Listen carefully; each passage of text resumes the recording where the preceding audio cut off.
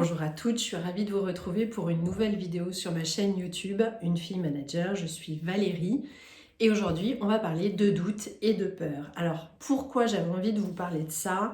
D'abord parce que des doutes ou des peurs ou des anxiétés, c'est ma marque de fabrique. C'est-à-dire que moi depuis que je suis toute petite, globalement, je suis pétrie d'anxiété, j'ai régulièrement des doutes. Est-ce que je fais bien? Est-ce que je prends la bonne décision?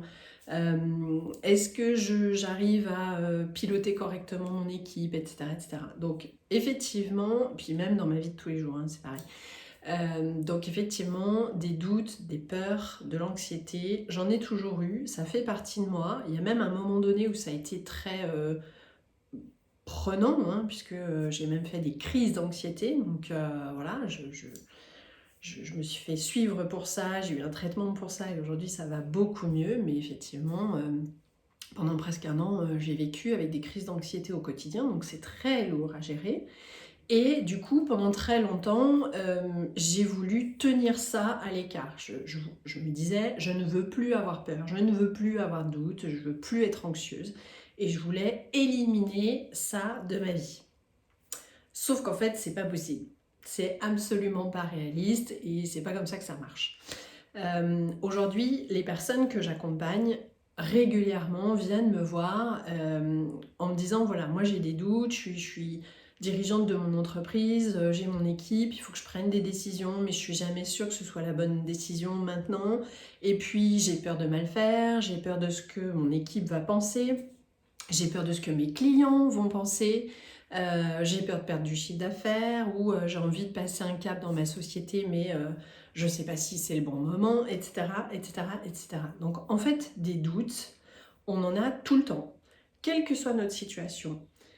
Pour avoir échangé, notamment ce week-end, j'étais à un séminaire avec d'autres dirigeants d'entreprise. J'ai pu échanger avec des chefs d'entreprise qui sont hyper expérimentés et qui ont un niveau de chiffre d'affaires super élevé de plusieurs millions. Et ben, ils ont toujours des doutes, ils ont toujours des peurs. Donc c'est aussi très rassurant de se dire ça parce que finalement, on est loin d'être les seuls. Et effectivement, ça fait partie de la vie. Il ne faut pas chercher à les rejeter, hein, ces peurs ou ces doutes. Il ne faut pas chercher à les annihiler complètement, mais il faut plutôt apprendre à vivre avec. Donc, comment est-ce qu'on fait justement pour gérer ça? La première chose que j'ai envie de vous dire, c'est déjà repérez-le. C'est-à-dire que parfois, on traverse la vie comme ça, on fait nos actions, on fait ce qu'on a à faire dans notre boulot, on prend des décisions, on gère notre équipe, on gère notre entreprise, mais on ne prend pas le temps de se poser pour regarder à l'intérieur de nous comment ça se passe. Donc ça c'est important, c'est déjà de prendre du temps pour soi, de repérer quand on a des peurs ou des doutes, de les nommer. Est-ce que c'est de l'anxiété? Est-ce que c'est de l'inquiétude? Est-ce que c'est de la peur, panique, etc., etc. On essaye d'identifier l'émotion qu'il y a derrière. Et j'ai envie de vous dire, il faut presque la remercier. C'est-à-dire que si elle est là, c'est pour une bonne raison. Je vous disais finalement, heureusement qu'on a des doutes et des peurs, parce qu'en fait, ça vous empêche d'être totalement inconscient et de vous dire, peut-être que je vais prendre une mauvaise décision, mais on s'en fout, c'est pas grave, et puis de mettre en péril votre équipe ou votre entreprise. Donc, avoir des doutes, des peurs, des craintes, des anxiétés, non seulement c'est normal, mais c'est souhaitable. Donc, acceptez-les. Trouvez peut-être ce qu'elles veulent vous dire. C'est-à-dire que c'est intéressant de se poser la question en disant mais pourquoi j'ai ce doute-là? Qu'est-ce que ça vient me dire sur ma situation, sur moi? De quoi j'ai vraiment peur au fond? Et essayez de faire ce travail un petit peu d'introspection parce que vous allez voir, ça va vous permettre en fait de regarder cette émotion en face et de la trouver beaucoup moins négative. Elle ne va pas vous paraître sympathique pour autant, mais elle vous paraîtra déjà beaucoup moins négative. Et puis une fois que vous avez fait ce travail-là, un peu d'introspection, c'est le moment de passer à l'action. Et là, il peut y avoir différentes façons de fonctionner. Soit on se dit, ok, pour me rassurer, j'ai besoin d'avoir un certain nombre d'éléments qui vont m'aider à faire le prochain pas, à prendre la prochaine décision. C'est mon cas, moi je fonctionne beaucoup comme ça. Donc j'ai besoin d'avoir des informations, des éléments sur mon environnement,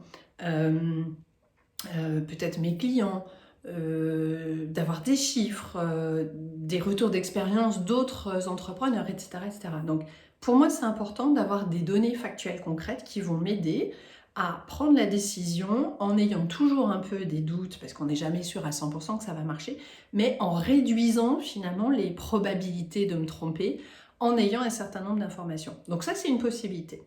Après, dans certaines situations, on ne peut pas forcément faire ça, soit parce qu'on n'a pas le temps, soit parce qu'il n'y a pas d'informations ou de données nécessaires, et donc il faut y aller. Et là, c'est un petit peu comme Josiane Balasco dans Les Bronzés, c'est « j'ai peur, mais j'y vais ». J'y vais, mais j'ai peur! Et c'est effectivement, à mon sens, une bonne démarche de dire « Ok, j'ai des doutes, je suis pas sûre, ça me fiche la trouille, je sais pas ce que vont en penser les personnes de mon entourage, de mon équipe, mes clients, mais ça fait rien, j'essaye. Et au pire, qu'est-ce qui peut se passer? Vous vous trompez, vous échouez, vous rencontrez une difficulté. Ouais, mais c'est la vie. Et c'est aussi ça qui va faire que vous allez apprendre et que vous allez développer vos compétences de leader, que vous allez réussir la prochaine fois, etc., etc. Donc il faut accepter de se tromper et c'est pas grave. C'est pas grave du tout. Alors je vous dis ça en étant moi-même plutôt perfectionniste, donc j'aime pas trop me planter, ça fait jamais plaisir à personne.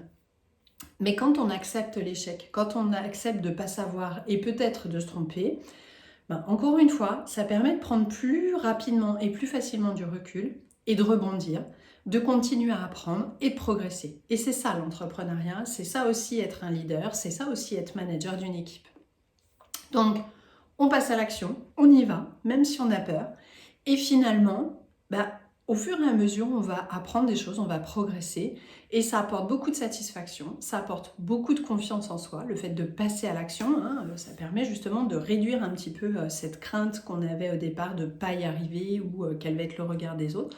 On reprend confiance en soi et ça aide beaucoup à avancer. Voilà ce que je voulais vous partager comme astuce. Dites-moi dans les commentaires, ça me fera hyper plaisir, comment ça vous parle, tout ce que je viens de vous partager. Si vous pensez que cette vidéo, elle peut être utile à des gens de votre entourage, n'hésitez pas à la partager. Et puis bien sûr, à liker la vidéo, vous abonner au compte parce que c'est aussi ce qui nous aide à développer du contenu de qualité et à vous offrir comme ça des éléments qui vont vous faire avancer dans votre rôle de leader. Et moi, je vous retrouve très bientôt pour une nouvelle vidéo. Bye bye!